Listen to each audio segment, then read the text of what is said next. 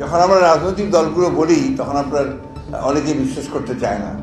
তো যাই হোক, আজকে আমি বলবো যে ধন্যবাদ জানাতে চাইবো জাতিসংঘের যে পর্যবেক্ষণ কমিটি এসছে, তাদের যে রিপোর্টটা, সেই রিপোর্টটাকে আমি ধন্যবাদ জানাতে চাই যে তারা সঠিকভাবেই বলেছেন যে একজন ব্যক্তি, বিশেষ করে ফ্যাসিস্ট হাসিনার নির্দেশেই সমস্ত হত্যাকাণ্ডগুলো ঘটেছে।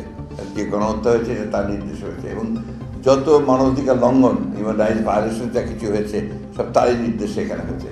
এবং গণতন্ত্রকে ধ্বংস করে দেওয়া, ইনস্টিটিউশনগুলোকে ধ্বংস করে দেওয়া, আজকে সেটাই ফুটে এসছে যে তার নির্দেশেই সমস্তগুলো ঘটেছে। তো এটা প্রমাণিত হয়ে গেছে যে হাসিনা একজন ফ্যাসিস্ট, এবং তিনি এই দেশের মানুষের অত্যাচার করেছেন, নির্যাতন করেছেন, গণহত্যা করেছেন। তাকে অবিলম্বে আমরা আজকে এখান থেকে চাইব যে ভারত সরকার তাকে ফেরত দিয়ে বাংলাদেশ সরকারের হাতে দেবে এবং তাকে এখানে বিচারের আওতায় নিয়ে আসা হবে, তাকে এবং তার সঙ্গে যারা সহযোগী ছিল তাদের সমস্ত। এটাই হচ্ছে আমাদের প্রত্যাশা। এই বিষয়গুলো তো আমরা আমাদের মতামত আগেই বলেছি। আপনারা জানেন যে আমরা বলেছি যে জনগণ সিদ্ধান্ত নেবে। আমরা এই বিষয়টা আপনার বারবার করে বলে আসছি যে আমরা একটা লিবারেল ডেমোক্রেটিক পার্টি, আমরা গণতন্ত্রে বিশ্বাস করি। গণতন্ত্রের সমস্ত নর্মস অ্যান্ড কন্ডিশন যেগুলো, সেগুলোতে আমরা আস্থা রাখি এবং সেগুলো আমরা চর্চা করেছি, অতীতেও চর্চা করেছি। তো সেইভাবেই আমরা মনে করি, আমরা কথা বলে আসছি যে it is not us to will decide যে কোন পার্টি নিষিদ্ধ হবে, কোন পার্টি কাজ করবে, কোন পার্টি কাজ করবে না। পিপল উইল ডিসাইড, যে মানুষ নির্ধারণ করবে যে কোন পার্টি থাকবে কি থাকবে না, কোন পার্টি নির্বাচন করবে কি করবে না।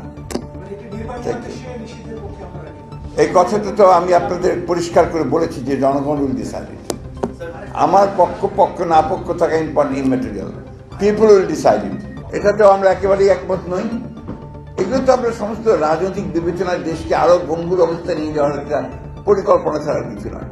যত দ্রুত নির্বাচন হবে ততই আপনার রাজনীতি সহজ হবে, বাংলাদেশের মানুষ একটা স্থিতিশীল অবস্থার মধ্যে আসবে।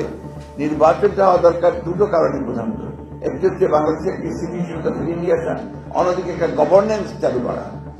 এখন তো গভর্নেন্সের খুব প্রবলেম হচ্ছে, এই জিনিসগুলো চালু করা। এবং চালু করলেই তখন দেখবেন অর্থনীতি বেটার হয়ে আসছে, সমাজের ব্যবস্থা, ইউনিভার্সিটি কলেজগুলোতে লেখাপড়াই হচ্ছে না, তো সেই ব্যবস্থাটা ঠিক হবে।